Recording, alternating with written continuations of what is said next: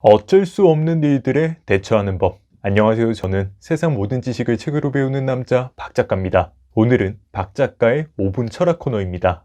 세상은 정말 여러 방식으로 우리 삶을 피곤하게 만들기도 하는데요. 굳이 감성주의와 이성주의 사이에 선을 그으라고 한다면 저는 이성주의자에 가깝습니다. 어떤 문제가 생기면 원인을 분석해보고 해결책을 떠올려서 제 삶에 적용시켜보고, 이게 아니다 싶으면 다시 원인을 분석하고 해결책을 발굴해서 제 삶에 적용시키고, 이런 루틴의 반복을 통해서 제 삶을 제 손으로 통제하려는 경향이 있어요. 이런 삶의 자세가 20대 초반까지만 해도 그럭저럭 잘 먹히더라고요. 그래서 그 시절의 제 생각은 인생이라고 하는 거는 결국 마음 먹는 거에 따라서 내가 하고 싶은 대로 다 할 수 있는 거구나, 이런 막연한 자신감이 있었던 것 같아요. 그런데 20대 중반으로 넘어가면서 내가 아무리 노력을 해도 어찌할 수 없는 일들이 비일비재하게 벌어지더라는 거죠.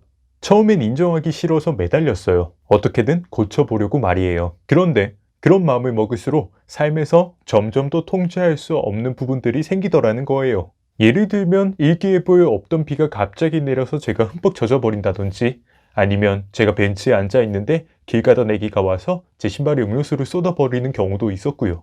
이런 일들은 도무지 논리적으로 설명하려고 해도 논리적인 원인이 없는 일들이거든요.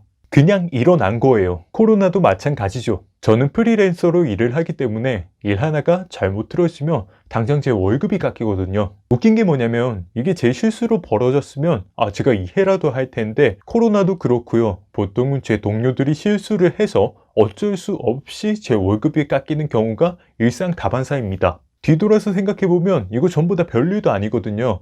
그런데도 동료가 하는 어떤 사소한 실수들은 제가 손으로 다 컨트롤할 수 있는 영역이 아니에요. 그리고 고등학교에 강의를 하러 가면 제가 한 학년 400명을 주로 대상으로 강의를 하는데요. 그럼 얘들이 한 강당에 모여 있잖아요. 그 중에 꼭 자는 애들이 나와요. 물론 영상에서는 어떻게 비칠지 모르겠지만 실제로는 그렇게 재미없는 사람은 또 아니거든요. 그래서 항상 강의를 하러 가면 반응이 그렇게 나쁘진 않은데, 그럼에도 불구하고 항상 자는 애들이 한두 명씩은 꼭 나오더라는 겁니다. 그런데 유독 제 눈에는 그런 애들만 두드러져 보인다는 거예요. 처음엔 강의가 끝나고 집에 가서 내가 뭘 대단히 잘못했구나, 이런 자괴감을 굉장히 많이 느꼈습니다. 그러다가 시간이 지나고 제가 강의를 오래 하면 오래 할수록 이런 일은 어쩔 수 없는 일이구나, 이렇게 인정을 하게 되더라고요. 야구 선수가 아무리 맹 연습을 한다고 해도 10번 타석에 들어서서 4번 이상 안타를 치고 나갈 확률은 이 지구상에서 존재하지 않거든요. 그런 타자가 없어요. 전부 다 어쩔 수 없는 일들이에요. 근데 어떨 땐 이게 전부 다 내 탓처럼 느껴질 때가 있다는 거죠. 그래서 제가 머릿속으로 이런 생각을 했습니다. 앞으로 삶에서도 이런 상황들이 빈번하게 벌어질 텐데, 나는 그럴 때마다 전부 잘못된 일이 내 탓인 것 마냥 취급하면서 스스로 자괴감을 느낄 건가, 이런 질문을 스스로한테 탁 던져본 거죠. 아니에요. 세상 만사라고 하죠. 세상 만사에 일어나는 일들은 전부 다 제 손으로 컨트롤할 수가 없어요. 이게 세상이 살아가는 법칙이에요. 만약 그게 된다면 제가 신이죠.